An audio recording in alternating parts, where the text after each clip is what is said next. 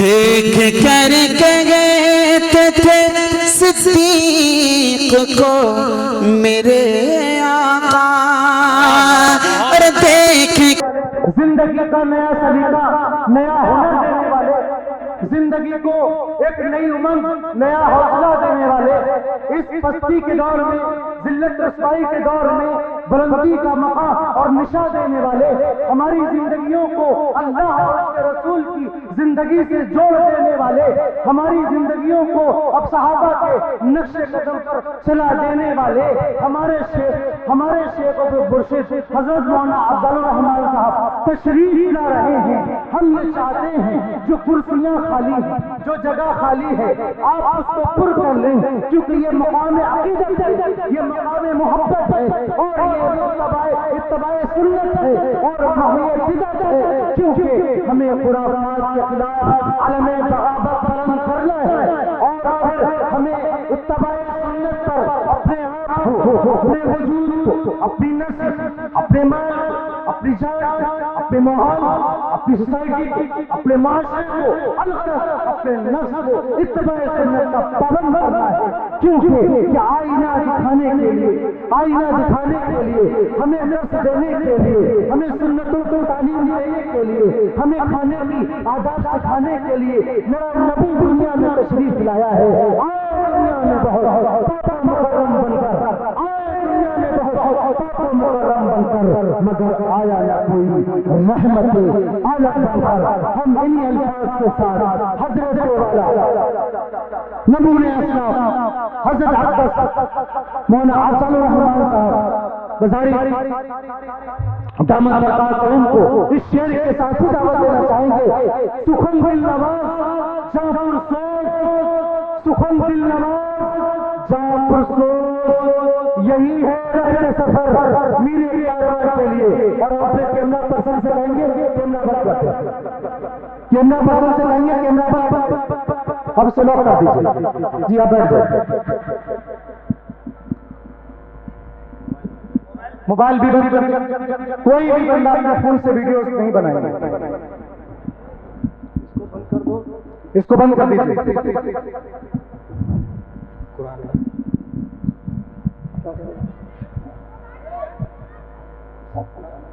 کپڑا ڈالتے تھے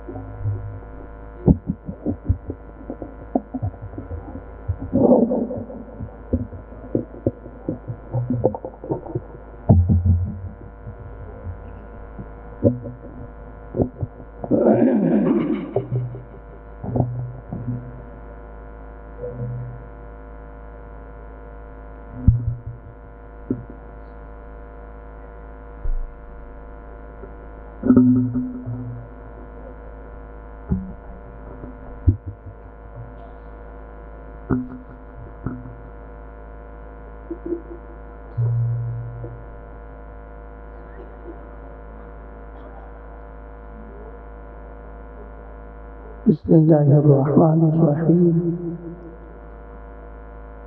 الحمد للہ وکفی والصلاة والسلام علی سید الحبیب المصطفیٰ وعلی آلہ واصحابہ نجوم الہدی وقادۃ التقیٰ۔ رب اشرح لی صدری ویسر لی امری واحلل عقدۃ من لسانی یفقہوا قولی، اما بعد۔ اعوذ باللہ من الشیطان الرجیم، بسم اللہ الرحمن الرحیم۔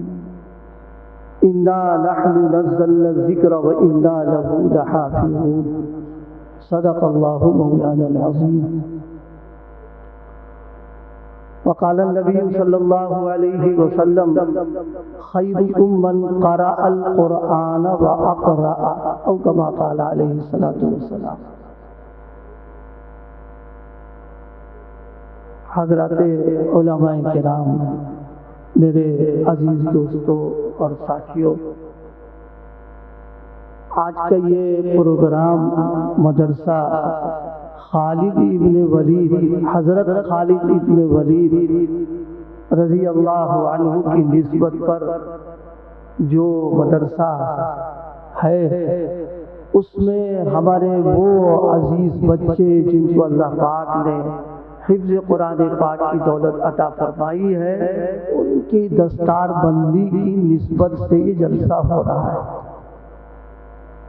اللہ پاک ہم سب کی اس حاضری کو، بیٹھنے کو، آنے کو قبول فرما لے، اور حضرات علماء کرام کی جو بیان ہوئے ہیں، ہوں گے، اخیر تک ان سب کو جم کر کے توجہ کے ساتھ سننے کی توفیق عطا فرمائے اور عمل کی بھی توفیق عطا فرمائے۔ ایک دو باتیں توجہ دلانے کی عرض کرنی ہے۔ حضرات علماء کرام تشریف فرما ہے، اس لیے ان کے سامنے اگر یہ بات کوئی طالب علم کہے تو صحیح ہوگی تو تائید کر دیں گے، ورنہ میری اصلاح ہو جائے گی۔ ایک بات جو توجہ دلانے کی، سب کی توجہ کی ہے، دینی پروگراموں میں یہ جو تبدیلیاں ہمارے اندر پیدا ہو رہی ہیں کہ ہم دینی پروگرام کو سیاسی اور دنیاوی پروگرام سے تبدیل کر دیتے ہیں، یہ ہمارے لیے قابل غور بات ہے۔ موبائل کا استعمال کرنا، ویڈیو وغیرہ کا بنانا، یہ ایک اپنی جگہ پر ہے، لیکن تھوڑی دیر سوچئے، حضرات علماء کرام نے اور مفتیان کرام نے ابھی اتنی عام اجازت نہیں دے دی ہے کہ جناب والا کوئی مہمان آ رہا، اب وہ گاڑی سے اتر رہا تب آپ اس کا وہ لے رہے ہیں، اسٹیج پہ آ رہا تب آپ اس کو لے رہے ہیں، اور کھکھار رہا تو آپ اس کو لے رہے ہیں۔ کیا بنا دیا؟ یہ کیا طریقہ ہے؟ ضرورت پر علماء نے بے شک اجازت دی۔ میں مفتی نہیں ہوں، میں بھی بہرحال ایک طالب علم ہوں۔ مفتیان کرام کے فتوے کی پابندی ہم سب کو کرنا چاہیے۔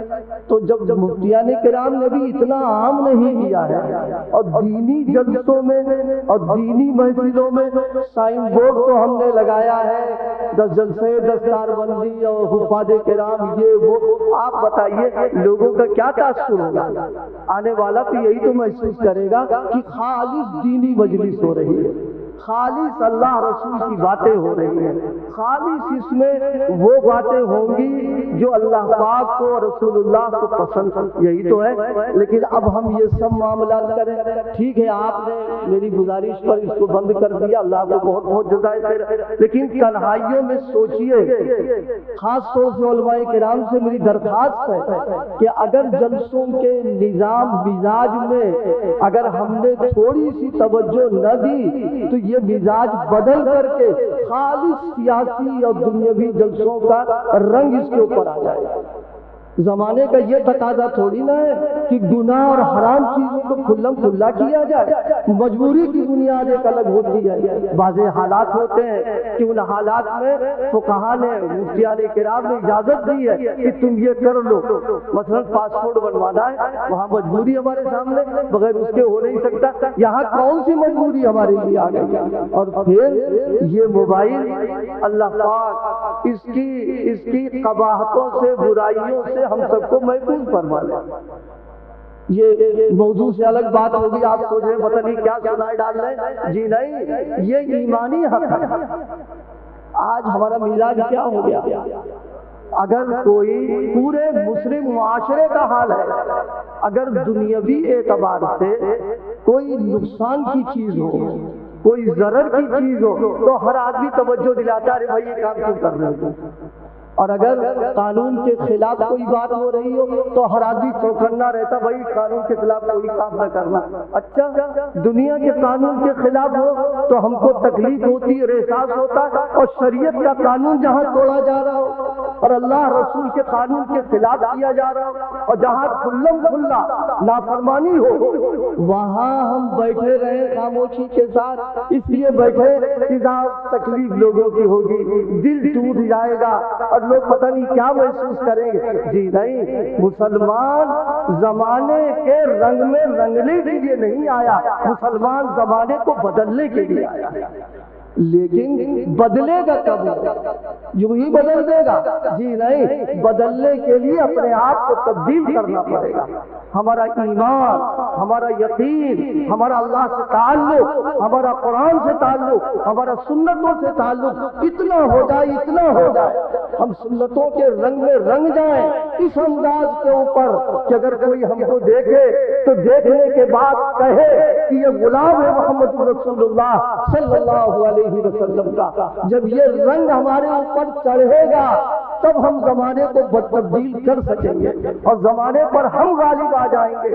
اور اگر یہ رنگ نہیں ہے، یہ رنگ نہیں ہے ہمارے دل میں، نہ ایمان ہے پورا، نہ یقین ہے، نہ تعلق مع اللہ ہے، نہ اللہ کا خوف ہے، نہ اللہ کا ڈر ہے، ہمارے دلوں میں مخلوق کا ڈر ہے۔ مسلمانوں سنو، جس کے دل میں مخلوق کا ڈر ہوگا اس کے دل میں اور ڈر بیٹھے گا، اور جس کے دل میں اللہ کا ڈر ہوگا مخلوق کا کوئی ڈر نہیں ہوگا، اور وہ دین کے اوپر جمے گا اور اس کے عمل سے لوگوں کو سبق ملے گا۔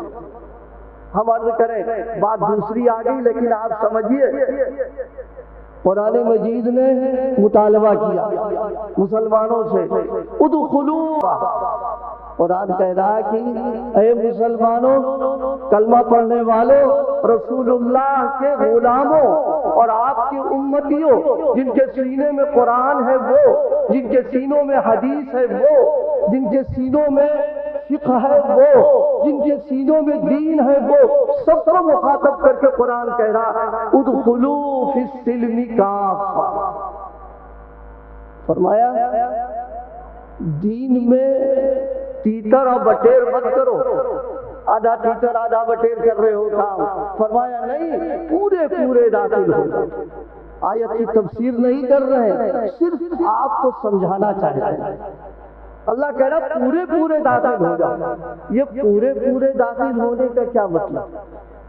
پورے پورے داخل ہونے کا مطلب یہ ہے، ہم اس کو اپنے الفاظ میں سمجھائیں۔ اگر آپ سے یہ کہا جائے کہ مدرسہ خالد ابن ولید میں آپ اندر آ جائیے، آپ جائیے وہاں، تو اس کا کیا مطلب ہے؟ کیا اس کا مطلب یہ ہے کہ مدرسے کے گیٹ پر آپ اپنے جوتے اتار دیں تو آپ داخل ہو جائیں گے اس میں؟ جی نہیں۔ یا اس کا مطلب یہ ہے داخل ہونے کا کہ آپ اپنا بہترین جوڑا کپڑا مدرسے کے گیٹ پر ٹانگ دیں تو کیا آپ داخل ہو جائیں گے؟ جی نہیں، داخلے کا یہ مطلب تو ہے ہی نہیں۔ اچھا، آپ یہ کریں کہ آپ سر مدرسے کے گیٹ کے اندر کر لیں اور پورا جسم باہر کر لیں، تب بھی داخل والی بات نہیں بنے گی۔ اچھا، آپ بڑے ہوشیار بن لیں، ایک پیر گیٹ کے اندر، ایک پیر گیٹ کے باہر، آپ داخل ہو گئے؟ جی نہیں۔ داخل ہونے کا مطلب یہ ہے کہ پورا پوری ذات، پورا وجود، دونوں پیر، دونوں ہاتھ، دونوں سر، سب اندر چلے جائیں، تب کہیں گے کہ مدرسے میں آیا ہے۔ اچھا، اب آپ ایک بات بتائیے، کوئی آدمی مدرسے میں اگر ہو اور آپ اس کو دیکھیں گے تو پہلے مدرسہ نظر آئے گا یا وہ آدمی نظر آئے گا؟ ظاہر سی بات ہے، پہلے وہ مدرسہ نظر آئے گا، پھر وہ آدمی نظر آئے گا۔ مچھلی جب پانی میں ہوتی ہے تو آپ اگر مچھلی کو دیکھیں گے تو پانی پہلے نظر آئے گا، مچھلی بعد میں نظر آئے گی۔ اگر مچھلی پہلے نظر آ گئی اس کا مطلب یہ کہ پانی کے اندر وہ نہیں ہے۔ اگر پانی کے اندر پورے طور پر ہے تو پہلے پانی نظر آنا چاہیے، بعد میں مچھلی نظر آنا چاہیے۔ اللہ فرما رہا ہے تم اسلام کے رنگ میں پورے داخل ہو جاؤ تاکہ اگر کوئی تم کو دیکھے تمہارا اسلام پہلے نظر آئے اور تمہاری ذات بعد میں نظر آئے۔ اگر پورے رنگ میں آئیں گے آپ تو معلوم ہے کیسے نظر آئیں گے؟ اگر ہم کاروبار کی لائن میں ہیں تو سب سے پہلے اسلام نظر آئے گا۔ اگر ہم ملازم ہیں تو ملازمت کی دنیا میں ہمارا اسلام پہلے نظر آئے گا۔ اگر ہم اقتدار میں ہیں تو اقتدار کی کرسیوں میں اسلام ہمارا پہلے نظر آنا چاہیے۔ اگر ہماری شادی بیاہ ہے تو ہمارا اسلام پہلے نظر آنا چاہیے۔ یہ ہے شریعت کا ہم سے مطالبہ، ادخلوا فی السلم کافہ، اسلام میں پورے آ جائے۔ آج تو اللہ معاف کرے، ہم بھی مجرم، آپ بھی مجرم۔ آج ہماری صورتحال کیا بن رہی ہے؟ صورتحال یہ بن رہی ہے کہ اگر کوئی آدمی ہمارے ساتھ 24 گھنٹے رہے اس کو ہمارا اسلام نظر نہیں آئے گا، معلوم نہیں ہوں گے کہ ہم کلمہ پڑھنے والے ہیں۔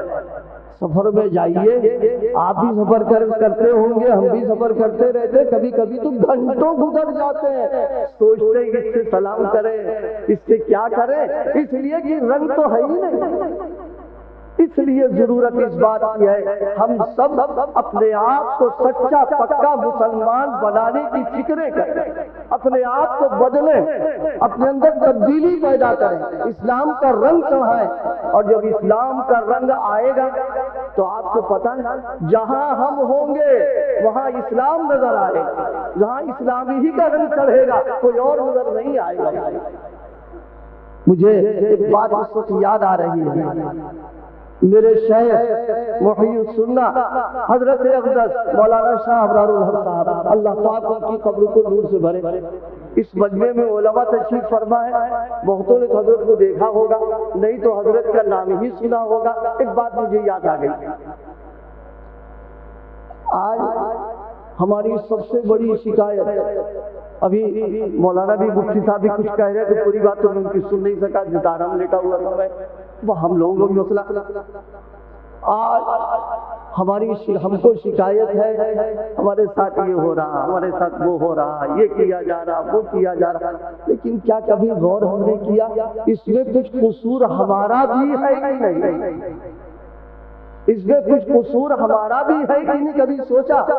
حضرت مفکر اسلام مولانا سید ابو الحسن علی ندوی نور اللہ برکتہ کی ایک بات اس وقت یاد آ رہی ہے، حضرت فرمایا کرتے تھے جانوروں میں ایک جانور کتا، ایک تقریر کا جز ہے، میں اس کا مفہوم عرض کر رہا ہوں، کتے کو اگر کوئی شخص ڈنڈے سے مارے، لکڑی سے مارے یا اینٹ پتھر سے مارے تو آپ کو پتا ہے اس کو بھی اتنی عقل ہے کہ ڈنڈے میں طاقت نہیں کہ خود لگ جائے میرے اوپر، یہ اور جناب والا اینٹ میں اتنی طاقت نہیں کہ ہم کو چوٹ مار دے، وہ سوچتا ہے فوراً کوئی مارنے والا ہے، اسی لیے فوراً دیکھتا ہے ادھر ادھر کہ کوئی مارنے والا ہے، چنانچہ جب اس کو پھر کبھی اس راستے سے جانا پڑتا ہے تو چوکنا ہو کے جاتا ہے کہ ابھی تو مار دیا پتہ نہیں پھر نہ مارے۔ فرمایا ہماری سوچ کیا ہو گئی، ہماری سوچ کیا ہو گئی، ساری شکایتیں دوسروں کی، اپنی کوئی شکایت نہیں۔ ارے ذرا سوچو، یہ حالات جو آ رہے ہیں ہم کو یہ سوچنا چاہیے یہ اپنے آپ نہیں آ رہے ہیں، یہ اللہ کا ایک نظام ہے، اس نظام کی بنیاد پر آ رہے ہیں۔ قرآن کیا کہہ رہا؟ وما اصابکم من مصیبت فبما کسبت ایدیکم، فرمایا تم کو جو مصیبتیں آتی ہیں یہ تمہارے ہاتھوں کا کرتوت، تمہاری بدعمالیاں ہیں اور تمہارے گناہوں کی سزا ہے۔ وَيَعْفُو عَنْ كَثِيرٍ، فرماتے ہیں تو بہت سا معاف کر دیتے ہیں، یہ تو چھوٹا موٹا تم کو جگانے کے لیے ہم کر دیا کرتے ہیں۔ اس لیے مسلمانوں اپنی اصلاح کی ہم سب کو فکر کرنا۔ اور دیکھو شاید میں پہلی بار آیا ہوں، پہلی ملاقات ہے اور تقریب کچھ گرم ہو گئی تو آپ سوچ رہے کہ تو آپریشن کر رہا ہے۔ میاں جب مریض آپریشن کے لائق ہو جائے تو پھر اس کو حلوہ پراٹھا کھلانا اور اس کو جناب والا بادام دینا یہ اس کے ساتھ زیادتی کی بات ہے۔ اصل یہ ہے جب مرض ہے تو اس کا علاج، اس کی دوا، اس کی فکر کرنا یہ ہم سب کا فریضہ ہے۔ ہم آپ سے پوچھیں، اللہ نہ کرے اس جگہ کوئی بیماری پھیل جائے، اللہ نہ کرے، ہمیں سمجھانا صرف چاہ رہا ہوں، بیماری پھیل گئی اور ڈاکٹر صاحب آئے اور ماشاءاللہ بہت ماہر اور بڑا تجربے کار اور بڑے نامور ڈاکٹر، اور انہوں نے آ کر کے اس بیماری کے سلسلے میں تقریر کر دی، بیماری ایسے پیدا ہوتی ہے اور بیماری یوں آتی ہے، بد پرہیزی سے ایسا ہوتا، یہ ہوتا، اور اس کی یہ دوا، یہ علاج، یہ تدبیر۔ کیا ان کی اس تقریر سے بیماری چلی جائے گی؟ کیا ہم صحت مند ہو جائیں گے کیا؟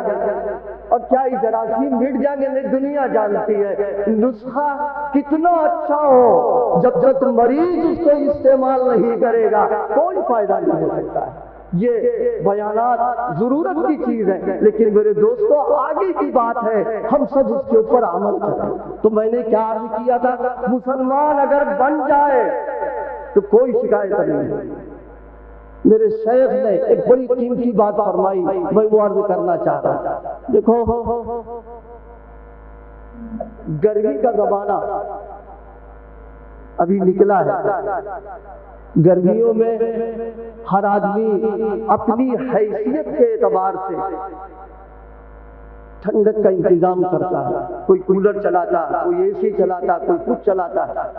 آپ بتاؤ اے سی جو ہے، اے سی گرمیوں ہی میں چلتا ہے، سردی میں تو کوئی نہیں چلاتا۔ اگر سردی میں کوئی چلائے تو اے سی کو اللہ پاک اگر زبان دے دے تو کہے گا اللہ کے بندے میں نے کیا کچھ کیا، اتنا بڑا ظلم میرے اوپر تم کر رہے ہو کہ تم مجھ کو سردی میں چلا رہے ہو، اسے گرمی میں چلاتے ہیں۔ اے سی جس جگہ چلایا جاتا، جب چلایا جاتا ہم جانتے ماحول ایک دم گرم ہوتا، لو چل رہی ہوتی ہے اور جناب والا تپیڑے ہواؤں کے گرم گرم آتے ہوتے چلتا ہے اے سی۔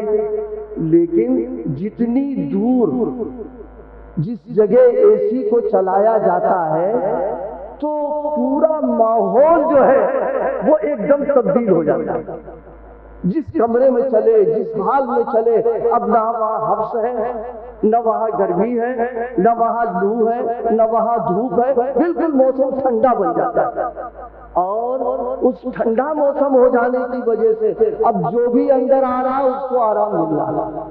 فرمایا یہ اے سی سبق دے رہا ہے، مخالف ماحول میں چل کر کے جتنی اس کی طاقت دور جا رہی ہے پوری فضا کو بدل دیا ہے۔ فرمایا اسی طریقے سے مسلمان سچا پکا اگر بن جائے کسی ماحول میں جائے گا وہ شکایت نہیں کرے گا، اپنی روحانی دینی ایمانی طاقت کی بنا پر ماحول کو ایمانی بنا دے گا اور ماحول کو سازگار بنا دے گا۔ آپ بتائیے ہمارے اس ملک میں جہاں ہم لوگ رہ رہے ہیں، ہمارے اس ملک میں سلسلہ چشتیہ کے بانی اس ملک کے حضرت خواجہ معین الدین چشتی اجمیری رحمت اللہ تعالیٰ تشریف لائے تو ہم سب جانتے ہیں۔ آپ بتائیے حضرت خواجہ صاحب جب یہاں آئے تھے تو کتنی مسجدیں تھیں، کتنے مدرسے تھے، کتنی خانقاہیں تھیں؟ تاریخ کے اوراق کو دیکھیے آپ، بالکل اندھیرا، بالکل ظلمت، لیکن وہ اللہ کا ایک بندہ آیا اور آنے کے بعد اس نے ایسا ماحول تبدیل کیا اور ایسا چراغ جلا کر کے گیا ہے کہ اس کی برکتوں سے آج تک وہ چراغ جلتا چلا آ رہا ہے۔ اگر حضرت خواجہ معین الدین چشتی اجمیری اپنی ایمانی دینی روحانی طاقت سے اور سنتوں کی تعلیمات کے ذریعے سے ماحول کو تبدیل کر سکتے ہیں تو انشاءاللہ ہم سارے مسلمان اگر یہ طے کر لیں کہ انشاءاللہ سچے پکے مسلمان بن کر کے رہیں گے۔ اچھا آپ ہی بتائیے دین کے وہ اعمال کہ جن میں کوئی رکاوٹ نہیں، کوئی مخالفت نہیں، کون سی مصیبت ہے اس پر کیوں نہیں عمل کرتے ہیں، اس کو زندگی میں کیوں نہیں داخل کرتے ہیں؟ اس لیے دوستو بھائیوں یہ جلسہ دستار بندی ہو رہا ہے، اس موقع پر حضرات علماء کرام کے بیانات ہوں گے۔ میں نے بھی ایک آیت کریمہ پڑھی تھی لیکن چونکہ یہاں کا ماحول دیکھا تو میں نے سوچا کہ یہ ایمانی حق ہے کچھ آپ کو توجہ دلا دیں۔ دیکھیے آپ جانتے ہیں اگر کسی جگہ چوری ہو رہی ہو، کسی جگہ چوری ہو رہی ہو اور ہم جیسا آدمی مدرسے والا جس کو دنیا کے حالات کی خبر نہیں، اس نے سوچا کہ چوری سنتے تو تھے، چلو آج دیکھیں چوری ہوتی کیسے اور چوری کی کیسے جاتی ہے، چوری کا انداز کیا ہوتا ہے، اور ہم وہاں جا کے کھڑے ہو گئے۔ آپ بتاؤ اگر پولیس آ جائے تو کیا ہم کو چھوڑ دے گی؟ نہیں، ہم کو سب سے پہلے لے کر کے جائے گی۔ یہ میں نے کیوں کہا؟ جہاں جہاں منکر ہو رہا ہو، برائی ہو رہی ہو، منکر و برائی کرنے والا جیسے مجرم ہے، ویسے ہی اس کو دیکھنے والا، اس میں شریک ہونے والا، اس میں خاموش رہنے والا، وہ بھی مجرم ہے اللہ کے نزدیک۔ کیا فرمایا رسول اللہ صلی اللہ علیہ وسلم نے؟ من رعا منکم منکرا فلیغیرہ بیدہ وإن لم یستطع فبلسانہ وإن لم یستطع فبقلبہ ذلک اضعف الایمان۔ حضور فرماتے ہیں تمہارے سامنے اگر کوئی برائی ہو رہی ہے، کوئی گناہ ہو رہا، کوئی معصیت ہو رہی ہے، فرمایا سب سے اعلیٰ درجہ یہ ہے فَلْيُغَيِّرْهُ بِيَدِهِ، اپنے ہاتھ سے روکو۔ اب آپ سوچیں گے کہ ہاتھ سے روکنے میں تو پھر ہمارے گھر مسئلہ آ جائے گا، پھر کیا ہوگا؟ فرمایا اگر یہ نہیں کر سکتے کم سے کم زبان کو ہلا دو، اس سے تو منع کر دو۔ اگر یہ بھی نہیں کر سکتے تو ادنیٰ درجے کی بات یہ ہے کہ دل سے برا سمجھو۔ آپ اتنے لوگ بیٹھے ہوئے ہو، میں نے جس بات پر توجہ دلائی ہے ایمانداری سے بتاؤ کتنے لوگ ایسے علماء سے نہیں کہیں گے یہ ہمارے سب بڑے بزرگ ہیں، ہم آپ سے پوچھنا چاہتے ہیں یہاں جو عمل ہو رہا تھا وہ آپ کو اچھا لگ رہا تھا یا برا لگ رہا تھا؟ دیکھیے بچے بتا رہے ہیں اچھا ہو رہا تھا کام۔ جب سماج کا یہ جب مریض مرض کو صحت سمجھنے لگے اور بیماری کو سمجھنے لگے کہ ہم تندرست ہیں تو اس کے علاج کی تو کوئی شکل ہی نہیں نکل سکتی ہے۔ اس لیے میرے دوستوں، میرے بھائیوں، اللہ پاک مجھے بھی منکرات سے بچنے کی توفیق عطا فرمائے اور آپ کو بھی منکرات سے بچنے کی توفیق عطا فرمائے۔ بچنا کافی نہیں ہے، کسی کے گھر میں آگ لگی ہو آپ یہ کہیں گے ارے ٹھیک اس کا گھر ہے ہمارا تو نہیں جل رہا، نہیں، وہ آگ دھیرے دھیرے ہمارے گھر پہ بھی آ جائے گی۔ برائی اگر ہو رہی ہے تو یہ نہ سوچیے کہ فلاں آدمی کر رہا، وہ بڑھ بڑھ کر کے ہمارے گھر پہ بھی آ جائے گی۔ لہذا برائی کو برائی سمجھنا، برائی کی اصلاح کی فکر کرنا اور اس سے دوری اختیار کرنا اور دوسروں کو بچانے کی فکر کرنا ایک مسلمان کا فریضہ ہے۔ میں نے آیت کریمہ کی تلاوت کی ہے، اس کا ترجمہ کر دیں اور بہت مختصر سے چند باتیں اور عرض کر دیں۔ فرمایا اِنَّا نَحْنُ نَزَّلْنَا الذِّكْرَ، اللہ فرما رہا ہم نے ذکر کو اتارا، ہم نے قرآن کو اتارا، وَإِنَّا لَهُ لَحَافِظُونَ، اور ہم ہی اس کی حفاظت کریں گے۔ تو گویا اللہ پاک نے اس آیت میں قرآن مجید کے اتارنے کے سلسلے میں اور اس کی حفاظت کے سلسلے میں اللہ پاک نے فرمایا تم فکر مت کرو، سارا کام ہم کریں گے۔ اس بنیاد پر ایک بات ذہن میں رکھیے، قرآن پاک سے تعلق کتنی ضروری ہے؟ آدھا گھنٹہ ہو گیا؟ کتنا اے بھائی مجھے ملا کتنی دیر ہو گیا؟ بس اب اس کو بھی نہیں کہنا، بس ایک بات وہ یہ ہم سب یہ ارادے کر لو کہ ہم قرآن مجید کے ساتھ اپنا تعلق مضبوط رکھیں گے، قرآن مجید کے ساتھ وابستہ رہیں گے، قرآن مجید کے ساتھ ایسا تعلق، ایسا ربط اور ایسی وابستگی کریں گے کہ اس کی برکتوں سے اللہ پاک قرآن مجید پر عمل کی اور تلاوت کی ہم کو توفیق عطا فرمائے۔ ہم قرآن سے اتنا تعلق پیدا کر لیں۔ اور ایک بات ذہن میں رکھیے گا، قرآن سے اگر تعلق رہے گا، جڑے رہیں گے، رابطہ رہے گا تو پھر اللہ پاک دنیا میں ہم کو عزت کے ساتھ رکھے گا۔ دیکھیے درخت ہوتا ہے، درخت میں پتے بھی ہوتے ہیں، پتے کتنے ہرے بھرے، کتنے خوبصورت اور کتنی شادابی ان کے اندر ہوتی ہے۔ آپ تھوڑا سا غور کریں کہ پتوں میں یہ جو ہریالی ہے، شادابی ہے، خوبصورتی اور حسن ہے، یہ درختوں سے تعلق کی وجہ سے۔ پتے درخت کے ساتھ جڑے ہوئے ہیں تو ہرے بھرے بھی ہے، خوبصورتی بھی ہے، ہریالی بھی آ رہی ہے، اور ڈاکٹر کہتے ہیں صبح صبح ہریالی چیز کو دیکھو، تو پتوں کو صبح صبح آدمی تفریح کرے اور ہری چیزوں کو دیکھتا رہے، اس کی آکسیجن ملتی ہے، اور اس آکسیجن کی بنیاد پر دماغ میں بھی تراوٹ ہوتی ہے، صحت بھی انسان کی بن جاتی ہے، یہ پتوں کا فائدہ ملتا ہے۔ اب پتے اگر تھوڑی دیر کے لیے یہ سوچے کہ صاحب میں تو بہت انسانوں کو فائدہ پہنچا رہا ہوں، دماغ کو تراوٹ مل رہی، صحت بھی مل رہی ہے، اور میری وجہ سے لوگوں کو فائدہ پہنچ رہا ہے، تو وہ یہ سوچ کر کے اپنا تعلق درخت سے توڑ لے اور الگ ہو جائے۔ آپ بتاؤ، پتے اگر درخت سے الگ ہو جائیں گے تو اب ان کا کیا حاصل ہوگا؟ کیا ان کی ہریالی باقی رہے گی؟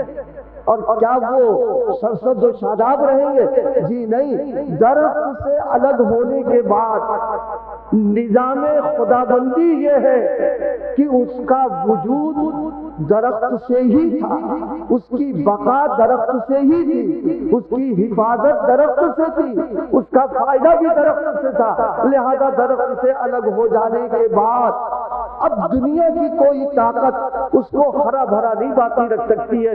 ٹوٹنے کے ساتھ میں سب سے پہلی اس کو جو سزا ملتی ہے وہ مرجھا جاتا ہے، وہ تازگی ختم ہو جاتی ہے، اور اس کی وہ بالکل جو ہے اس کی ہریالی دم ختم کے قریب آ جاتی ہے۔ دوسری سزا یہ ملتی ہے کہ سورج کو، اس کی شعاؤں کو حکم ہوتا ہے اس کو تپاؤ، اتنا تپا دو، اتنا تپا دو کہ اس کا رنگ بدل جائے۔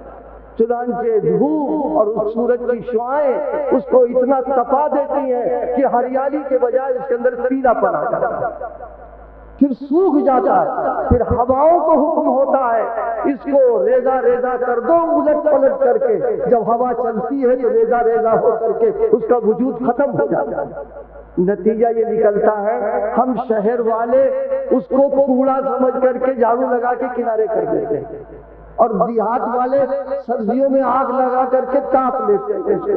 وہی پتا جو اتنا قیمتی تھا کہ درخت کے لیے زینت بنا تھا، دماغ کی تراوٹ کا ذریعہ تھا، صحت کی ذریعہ تھا، آنکھوں کی ٹھنڈک، لیکن اپنا تعلق درخت سے توڑ دیا، اس کا وجود ختم ہو گیا ہے۔ اسی طریقے سے امت، معاشرہ، مسلمان اگر قرآن اور حدیث سے جڑا رہے گا، شریعت سے جڑا رہے گا، اس کو اللہ پاک اس کو سرسبز و شاداب رکھیں گے، کائنات کی آنکھوں کا ٹھنڈک بنا کر کے رکھیں گے، دنیا عزت و احترام کے ساتھ دیکھے گی۔ لیکن اگر پتے سے الگ ہو گئے تو جیسے پتے کا وجود اور سزائیں ہوتی ہیں، امت کو بھی وہی سزا ملے گی۔ اللہ پاک ہم سب کو قرآن کی عظمت، قرآن کی محبت، قرآن کی تلاوت اور قرآن مجید پر عمل کرنے کی توفیق عطا فرمائے۔ میں انہی کلمات کے ساتھ اپنی بات ختم کر رہا ہوں۔ وآخر دعوانا الحمدللہ۔